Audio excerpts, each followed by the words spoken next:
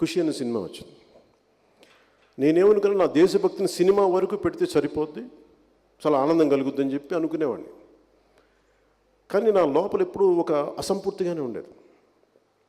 Cinema release అయిన రాత్రి కూర్చొని నెక్స్ట్ డే అది తర్వాత అంత బాగుంది అంటే నాకు వెలితి పోలేదు. నాకు ఫస్ట్ టైం ఒక సినిమా, ఒకటి జీవితంలో అపజయం వస్తే ఎలా ఉంటుందో నాకు అలాంటి భావన వచ్చింది. అసంపూర్తిగా ఉంది, ఏంటి నాకు ఇట్లా అయిపోయినా ఏంటి, నేను ఆనందం లేదని నాలోనే. ఆ తర్వాత నా సమాధానం దొరకలేదు నాకు.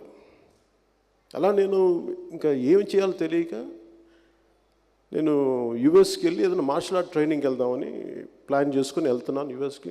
అది కరెక్ట్గా అది మనకి ట్విన్ టవర్స్ 9/11 టైంలో నేను అక్కడే ఉన్నాను. న్యూయార్క్లో సెప్టెంబర్ 2 ఉండి అక్కడి నుంచి నేను లాస్ ఏంజలస్లో ఉన్నప్పుడు ఈ ట్విన్ టవర్స్ దుర్ఘటన జరిగింది. సో అలాంటి నేపథ్యంలో నాకు అంతకుముందు పరిచయమైన ఇక్కడ పాస్పోర్ట్ ఆఫీసర్గా పనిచేసిన రాజశేఖర్ గారు, ఆయన టోక్యోలో ఇండియన్ ఎంబసీలో సీనియర్ డిప్లొమాట్గా వెళ్తూ చెప్పారు, నాకు ఇట్లా వెళ్తున్నాను, మీరు కూడా రావచ్చు కదా ఒకసారి, మీకు మార్షల్ ఆర్ట్స్ అంటే ఇష్టం కదా అని చెప్తే, సార్ నేను ఈ ఐకిడో అనే ఒక మార్షల్ ఆర్ట్ నేర్చుకోవడానికి ఒక ప్రయత్నం చేద్దామని చెప్పి నేను యుఎస్ఏ నుంచి లాస్ ఏంజలస్ నుంచి నేను టోక్యో వెళ్ళాను. టోక్యోకి వెళ్ళాను, ఏదో ఒక క్లాసెస్లో జాయిన్ అయ్యాను, కానీ నాకు పర్పస్ తెలియలేదు. సరే ఒక నెల రోజులు 2 రోజులు నేర్చుకునే మార్షల్ ఆర్ట్ కాదు, కొన్ని సంవత్సరాలు సాధన చేయాలని అనుకుంటుండగా ఆయన నన్ను ఒక చోటుకు తీసుకెళ్ళాను. నీకు ఒక సర్ప్రైజ్ ఇస్తాను, నీకు దేశభక్తి చాలా ఎక్కువ కదా, నీకు నచ్చే అంశం ఒకటి చూపిస్తాను రా అని చెప్పి నన్ను తీసుకెళ్ళి ఈ మన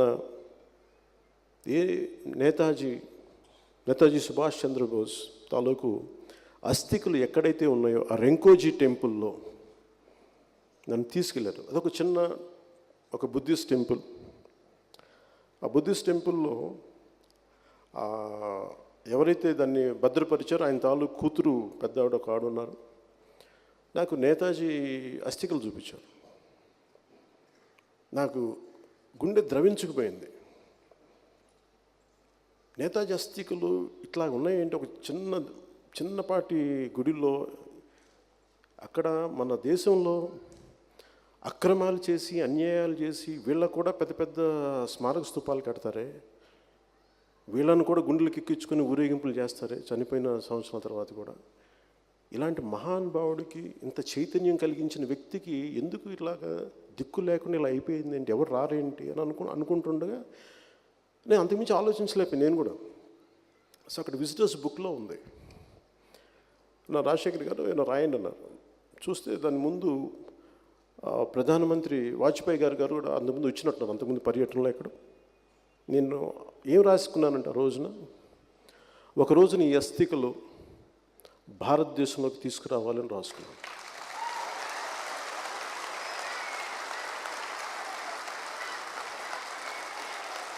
ఈ విషయం నేను ఇప్పటిదాకా ఎవరితో పంచుకోలేదు, అదొక ఫ్యాంటసీ అనుకునేవాడిని.